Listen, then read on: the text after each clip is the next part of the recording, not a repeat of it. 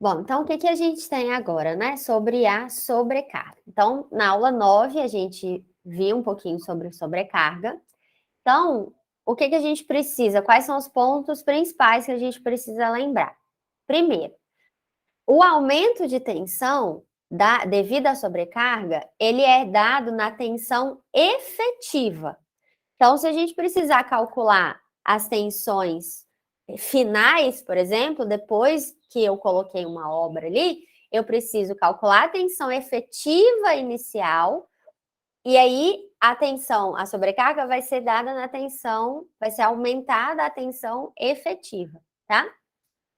Então, a construção de obras aumenta a tensão efetiva em cada ponto que constitui o maciço de solos, e isso vai provocar deformações e, dependendo, pode causar recalques nas estruturas, tá? Ao se aplicar uma carga na superfície do terreno, os acréscimos de tensões também atuam nas laterais da área carregada e diminuem de intensidade com a profundidade. Então, o que a gente quer dizer aqui nesse segundo parágrafo? Se eu tenho um maciço de solos e eu coloquei uma sobrecarga aqui, o efeito dessa sobrecarga não é unicamente na projeção da sobrecarga. Ela também gera tensões nas laterais, então existe uma abertura aqui de tensões.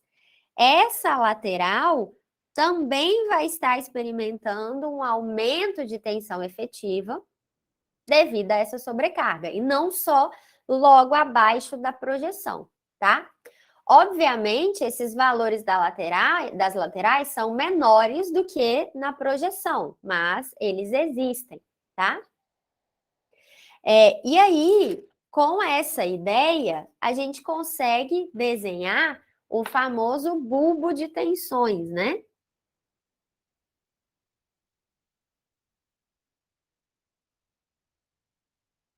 Porque eu tenho aqui o meu terreno, eu tenho aqui a minha sobrecarga, e essa sobrecarga, ela vai para as laterais e diminui com a profundidade. Então, também, o valor da sobrecarga nesse ponto é maior do que o valor da sobrecarga no ponto abaixo, né? Então, o bulbo de tensões é um gráfico que mostra para a gente as tensões de mesmo valor nessa linha. Então, ó, essas linhas, elas ligam pontos que estão submetidos ao mesmo acréscimo de tensão. Então, essa primeira aqui, ó, está experimentando 0,8 da tensão sigma zero que eu coloquei ali em cima. Então, se eu coloquei 100 kPa, todos os pontos em cima dessa linha estão experimentando um acréscimo de tensão de 80 kPa. Poxa, meus pontinhos não desenharam aí? Agora que desenhou, tá meio lerdo.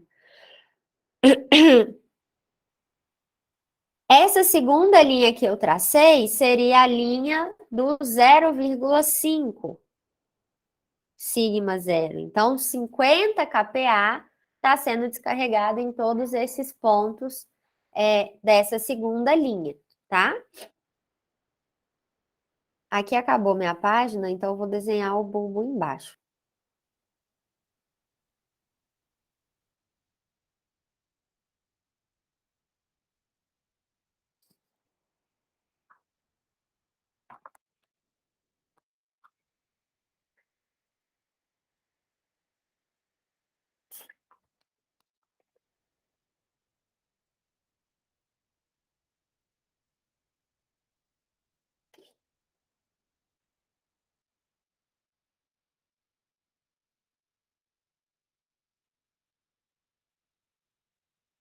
Então, isso eu posso traçar quantas linhas eu quiser aqui, né? Então, essa terceira linha aqui vai ser o do 0,2 sigma zero.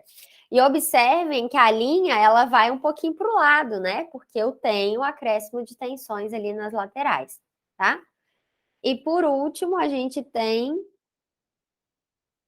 por exemplo, a última linha que indicaria 0,1. Abaixo dessa linha já vai diminuindo até eu não ter mais influência das tensões, em acréscimos de tensões, tá? Então, esse aí é o nosso bulbo de tensões. Bom, como que a gente calcula esses acréscimos? Existem teorias, diversas teorias, para que a gente calcule esses acréscimos. Durante a aula, a gente viu uma, duas, três, quatro teorias, né? A gente viu espraiamento de tensões, a gente viu, pela teoria da elasticidade, a solução de Boussinesq, a solução de Newmark e a solução de Love, né? Que é para uma. Oh, não escrevi aqui. Ah, tá aqui. Para áreas circulares, tá? Então, o que que seria a primeira que a gente viu? Então, a primeira, vou colocar aqui, né? Cálculo dos acréscimos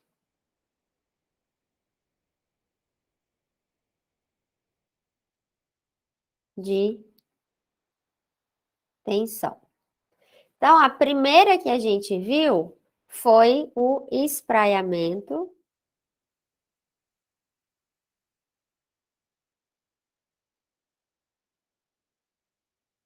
de tensões. Então, o que que a gente tinha? A sobrecarga, só que como a gente viu, essa sobrecarga, ela vai também para as laterais, né? Além da simples projeção aqui da sobrecarga. O que que a gente tem que tomar cuidado nessa teoria? Que aquele 2L que aparece na fórmula é o tamanho total aqui do carregamento, tá? Esse é o tamanho 2L. Então, como que a gente calcularia o acréscimo de tensão que está acontecendo aqui, ó, nessa profundidade Z? A teoria que a gente viu, esse ângulo aqui é 30 graus, e aí a gente consegue calcular esse acréscimo, considerando que o acréscimo ele é uniforme, né? Toda essa camada está submetida ao mesmo acréscimo. Essa teoria é uma teoria bastante simplificadora da situação, né? Então, o nosso sigma, a nossa tensão vertical, lembrando que essa tensão é uma tensão efetiva, vai ser 2L, que é o tamanho total da sobrecarga, dividido por 2L mais duas vezes a profundidade vezes a tangente de 30 graus. Isso aqui multiplica o sigma zero, né? A tensão extra que eu estou colocando, tá? Então, só toma cuidado para não multiplicar esse tamanho por 2, né? O 2L já é o tamanho, tá? Então, se isso aqui for 5 metros, vamos pôr aqui, né? Se isso aqui for 5 metros, 2L é igual a 5 metros. Cuidado só para vocês não multiplicarem por 2 e usarem 10, tá? A multiplicação por 2 é no 2 vezes o valor da profundidade, tá?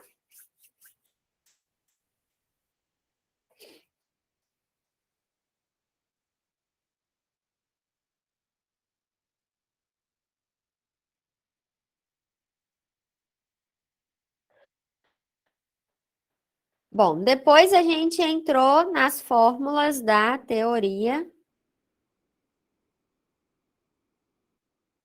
da elasticidade. Então, entrando aqui nas fórmulas da teoria da elasticidade, a segunda forma que a gente viu para calcular essas tensões é por Boussinesq, né? E essa solução só é válida para carga concentrada. Então, eu tenho aqui uma carguinha concentrada, tá? Aqui eu tenho um carregamento distribuído, né?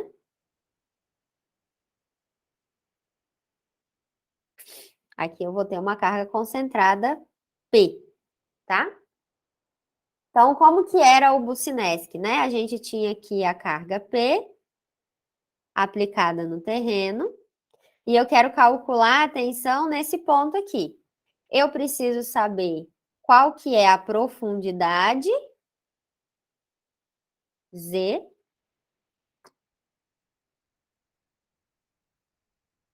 Deixa eu só pegar aqui para não desenhar errado, tá? A gente está na aula 9, né?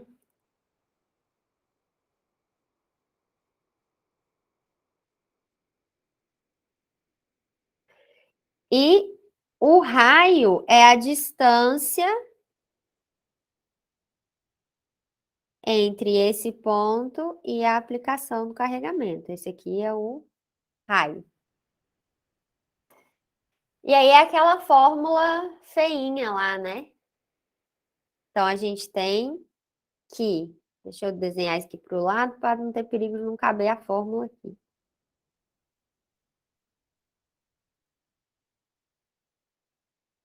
Então a gente vai ter que o acréscimo devido a uma carga concentrada pela solução de Bucinesc vai ser o P sobre π z ao quadrado,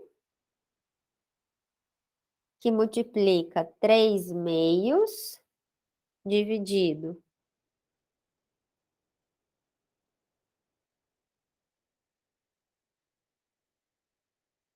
por 1 mais R sobre Z ao quadrado.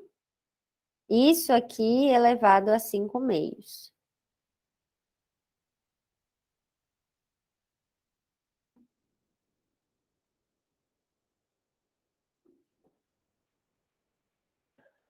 Aqui o que a gente tem que tomar cuidado é sempre entrar com unidades compatíveis, né? Então, se vocês estão entrando com a profundidade em metros, vocês têm que entrar com o raio em metros. E o P, se vocês entrarem com ele em quilonewton, então o P, se vocês entrarem em quilonewton, o acréscimo de tensão vai ser quilonewton por metro quadrado, tá? Então, se o P foi entrada em quilonewton e a profundidade e o raio entrada em metros, vocês encontram o acréscimo de tensão em kPa, quilonewtons por metro quadrado.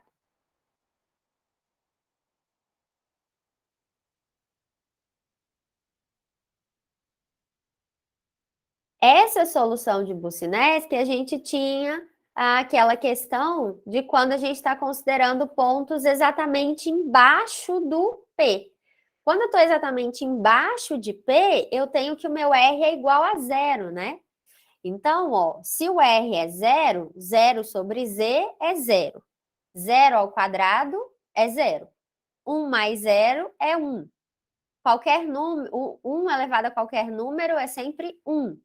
Então, se eu estiver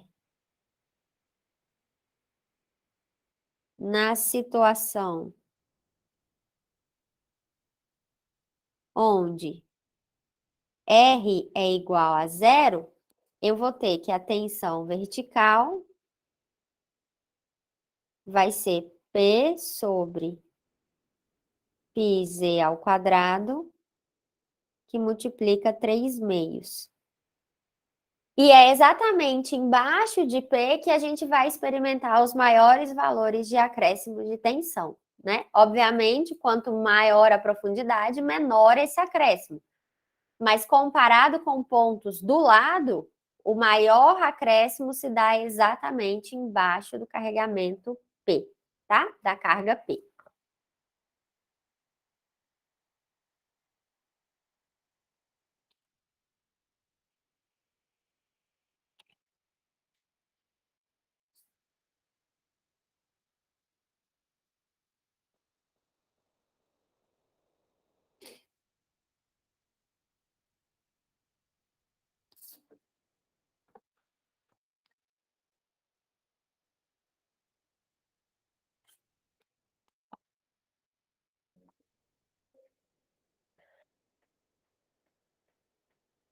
Bom, depois aqui do Bucinesc, a gente também tem a solução de Newmark, que é para áreas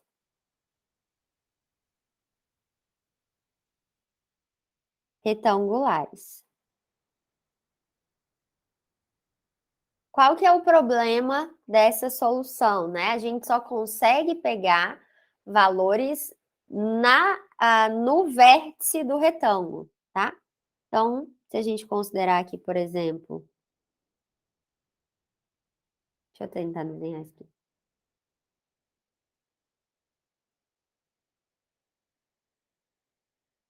Ô, Jesus.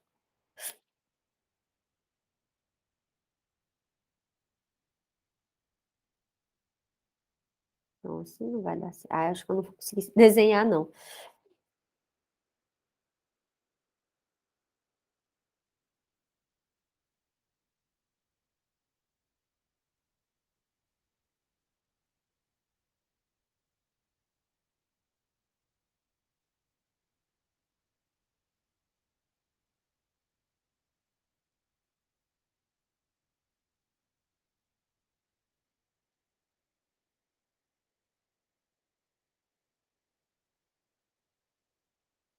Não. Essa perspectiva aqui não vai sair, não, gente. Mas, né, essa solução é para cargas retangulares. Então, aqui a gente tem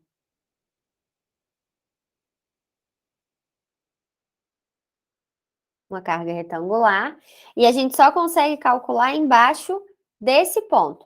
Então, se a gente olhar de lado aqui, ó, esse aqui está o meu carregamento, e aqui, ó, é o ponto. Eu só consigo calcular acréscimos de tensão embaixo desse vértice, ou de qualquer outro vértice, né? Mas é só embaixo do vértice que a gente consegue calcular, tá?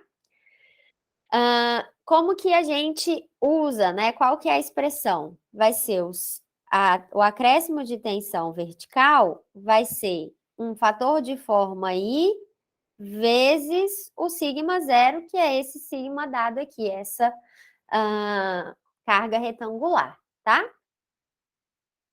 Então, a gente tem aqui o retângulo, e esse I é função desse retângulo e da profundidade, né? Então, a profundidade que eu quero é a profundidade Z. E aí, o meu B, ó, vai ser um valor de N vezes Z, e o meu A vai ser um valor de M vezes Z. Então, com isso, eu consigo tirar os coeficientes M, que é Z sobre A, e o coeficiente N, que é Z sobre B. Com esses dois coeficientes, a gente entra lá na tabela, né? Naquela tabela, para eu pegar o valor do I, tá? Com o valor do I, a gente encontra esse acréscimo de tensão, né? O importante aqui é que esse ponto tem que estar no vértice. Então, a gente tem 3 casos onde isso não acontece, né?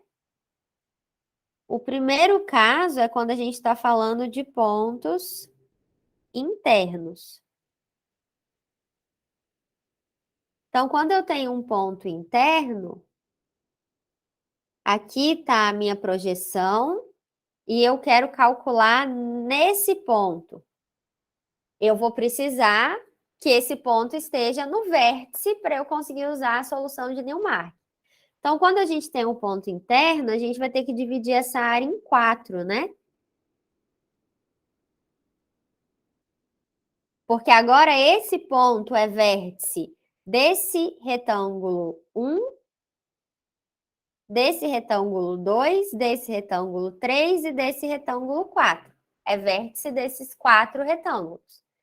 Então, eu vou ter aqui, ó, 4, eu vou ter uma soma de 4 retângulos. Para qualquer ponto interno. O que vai mudar é o tamanho desses retângulos de acordo com onde o ponto vai estar, tá? Depois dos pontos internos, eu posso ter os pontos de borda. Então, esses pontos de borda,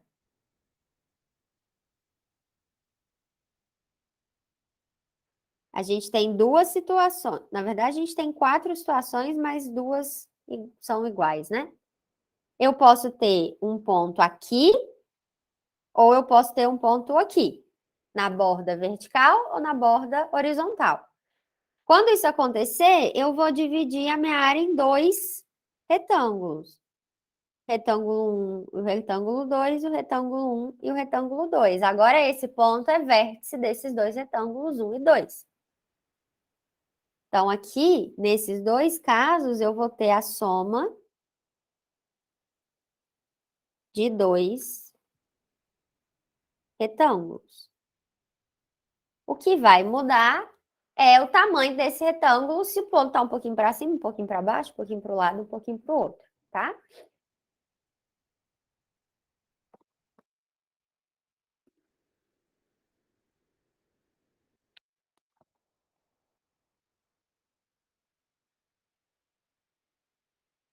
E por último, e o mais complicado, são os pontos externos. Então, pode ser que eu tenha aqui o meu retângulo e eu quero calcular nesse ponto, que está externo à área. Então, para esse ponto, eu vou ter que traçar um retângulo grandão.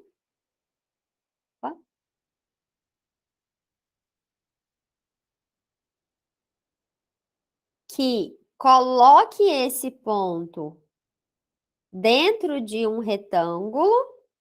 Então, agora ele é vértice desse retângulo. Ai, tá devagar, eu preciso. Então, agora ele é vértice desse retângulo.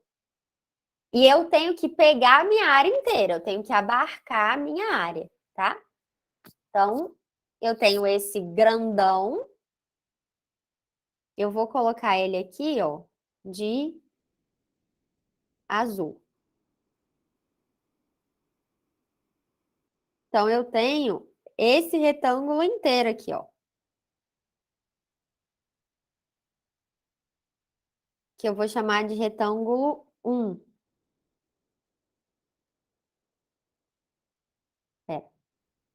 Vou chamar de retângulo 1. Só que essa área tá pegando partes onde eu não tenho carregamento. Então, eu tenho que tirar essas partes. Então, por exemplo, eu tenho que tirar esse retângulo aqui, ó. Vou colocar aqui de roxo. Então, eu tenho que tirar este retângulo, que eu vou chamar de retângulo 2. E eu tenho que tirar esse retângulo. Deixa eu ver de que cor que eu faço. Vou fazer de verde. Eu tenho que tirar esse retângulo aqui.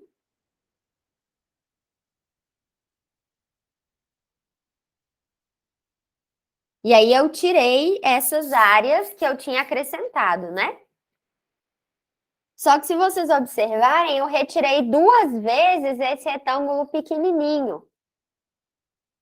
Então, eu preciso somar esse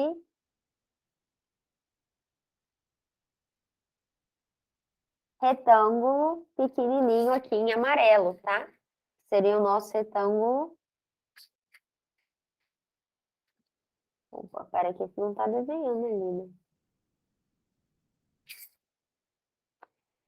Esse aqui seria o nosso retângulo 4, não tá desenhando ali dentro, né? Então, o que que a gente tem aqui? A gente tem um retângulo grande que vai entrar somando. Depois eu tenho dois retângulos. Eu vou colocar aqui, retângulos compridos, tá? Acho que vocês conseguem entender o que eu quero dizer com isso, né? Que eles vão entrar subtraindo. E depois eu tenho um retângulo pequeno, que é esse amarelinho, que vai entrar somando, tá? Aqui o retângulo grande é o retângulo 1. Os retângulos compridos são os retângulos 2 e 3. E o retângulo pequenininho é o retângulo 4. Tentei fazer aí de cores, né, para vocês conseguirem enxergar.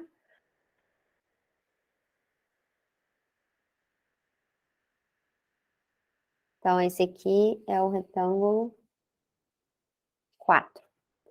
Então, são esses três casos que a gente pode ter. O que vai mudar é o tamanho desses retângulos de acordo com a posição do ponto, tá?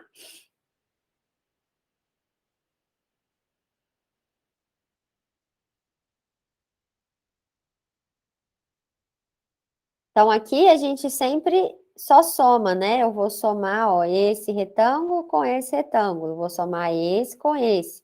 Aqui eu vou somar esse com esse, com esse, com esse. Esse último é o que tem que subtrair algumas coisas, tá?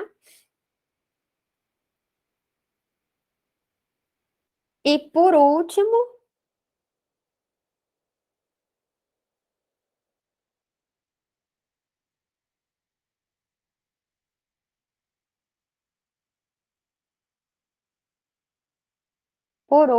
a gente tem a solução de Love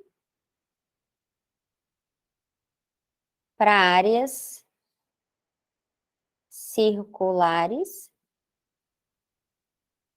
Lembrando que aqui na solução de Love, o único ponto que a gente consegue calcular dessa maneira que a gente aprendeu aqui são pontos exatamente embaixo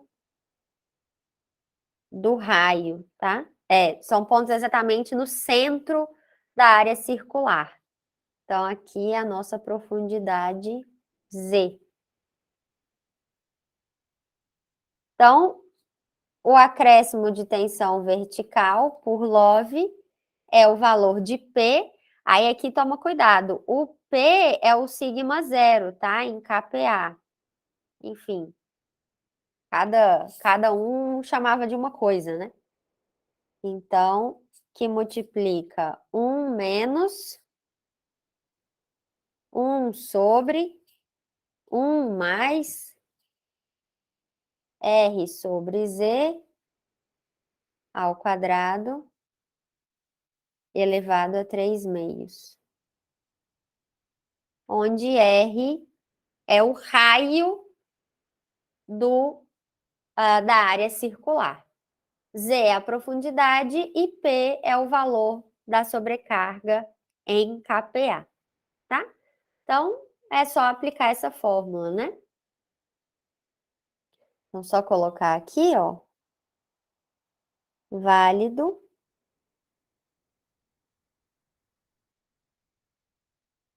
para pontos abaixo do eixo do círculo.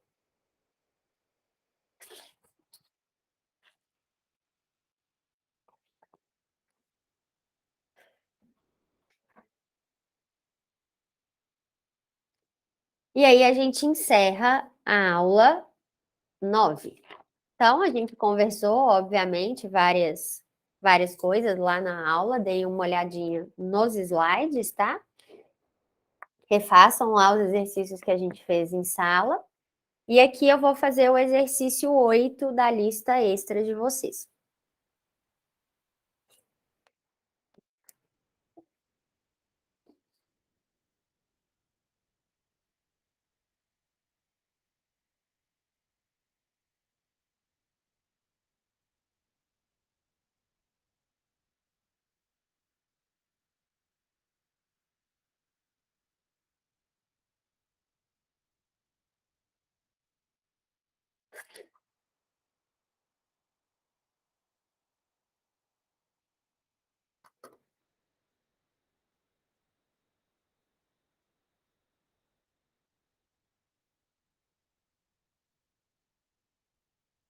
Então, o número 8, ele fala o seguinte, né? 4 pilares com fundações superficiais e cargas indicadas estão locados nos vértices de um retângulo de dimensões 8 por 2. Calcule por Bucinesc o acréscimo de tensão devido a esse carregamento em um ponto de 5 metros, em um ponto 5 metros abaixo do centro da estrutura, tá? Então, aqui,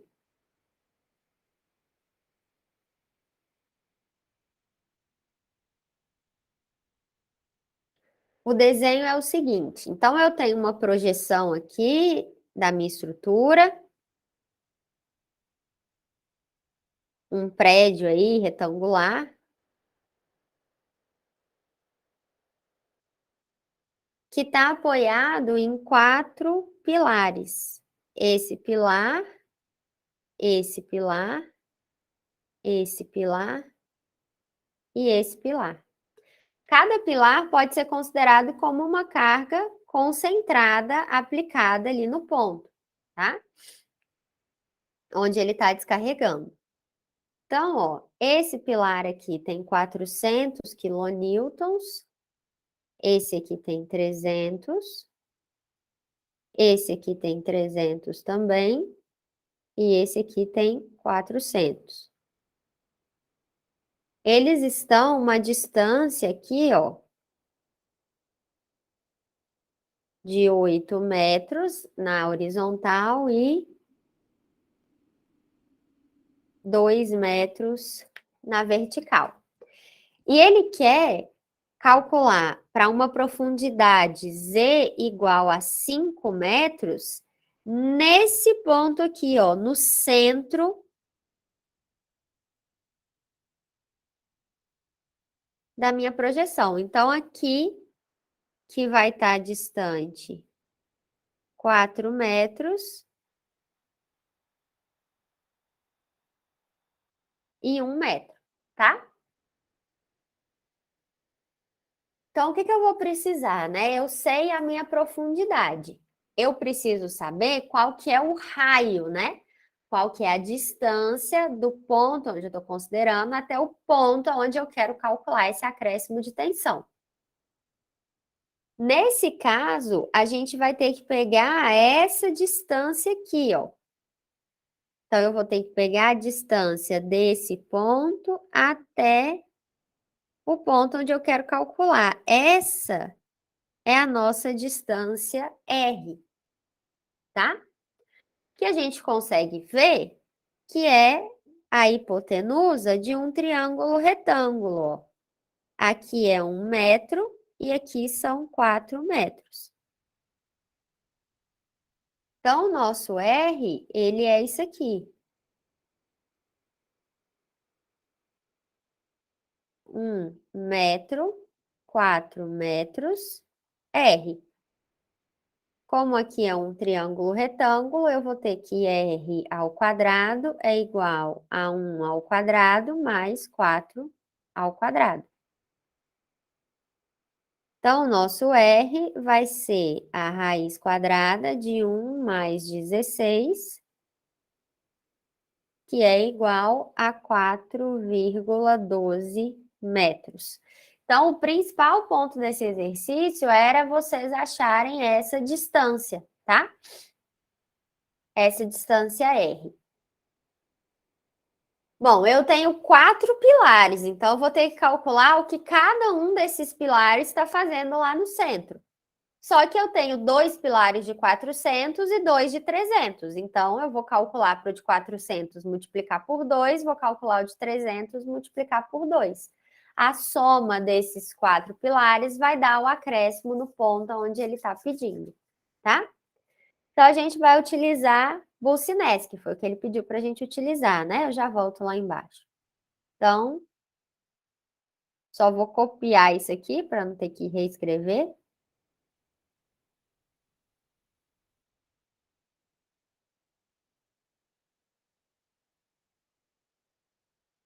Então, ó, essa parte que está entre chaves, ela é função só do R e do Z.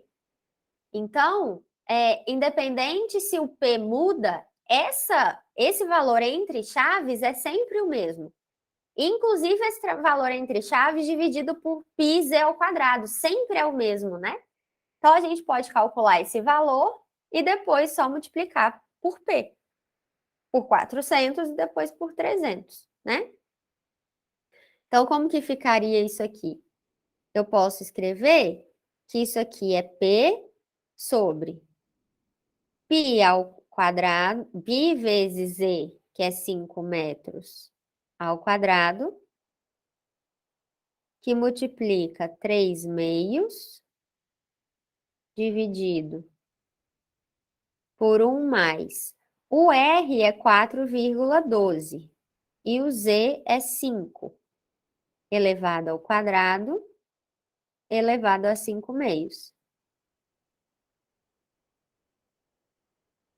Então, eu tenho que resolver isso aí, ó. Então, vai ficar, né? Vocês resolvem na calculadora científica, então é mais fácil, né? Aqui seria 4,12 dividido por 5 ao quadrado, mais 1 elevado a 5 meios, 1,5 dividido por isso aqui, dividido por π, dividido por 5 ao quadrado. Então, eu teria... Oi. Pode repetir para mim novamente por que o Z é 5? Ah, tá, porque lá no enunciado ele pediu. Então, lá no enunciado ele está falando assim: calcule por Bucinesc o acréscimo de tensão devido a esse carregamento em um ponto 5 metros abaixo do centro da estrutura. Ah, Tá? entendi. Beleza? Então, aqui, ó, vai dar P vezes 5,2287 vezes 10 a menos 3. Obviamente, vocês não precisam fazer isso se vocês forem fazer na científica, né? Então, o nosso acréscimo de tensão, ó, para P igual a 400, o nosso acréscimo vai ser isso aí vezes 400. 2,09 kPa. E para P igual a 300, o nosso acréscimo vai ser isso aí vezes 300. 1,57 kPa. Qual que vai ser o acréscimo total no ponto, né? Vai ser 2 vezes o 400, porque eu tenho 2 pilares de 400. Mais 2 vezes o de 300, porque eu tenho 2 pilares de 300. Então, vai ser 2 vezes 2,09 mais 2 vezes 1,57. 7,32 kPa. Então, esse vai ser o valor do acréscimo de tensão no meio da área a 5 metros de profundidade devido aos 4 pilares, cada um distante 4,12 desse ponto que a gente quer considerar.